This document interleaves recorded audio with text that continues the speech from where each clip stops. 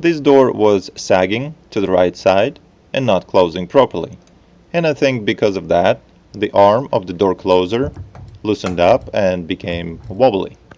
And when I open the door or close the door closer makes a clicking or a knocking sound almost every time.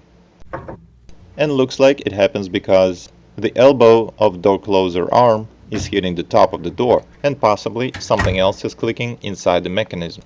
So I decided to look at how this arm is attached to the door closer, but since the ceiling is so low, I couldn't see anything and got this inspection mirror.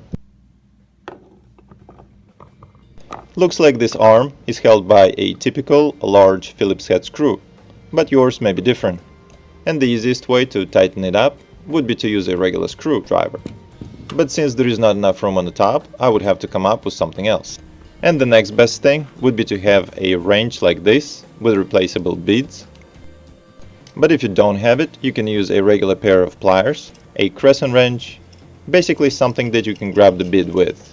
And I'll be using this pair of vice grips, and that should do the job just fine. Unfortunately, I can't see what's going on there, so I just kinda have to feel the screw with one hand and tighten it with the other hand. Not easy, but can be done.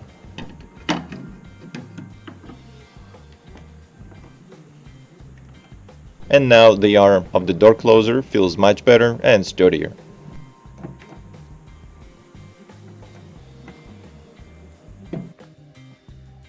At this time, when I open the door and close the door closer is not making any noise, and the arm is not hitting the top of the door any longer. If you found this video helpful, hit the like button, and thanks for watching.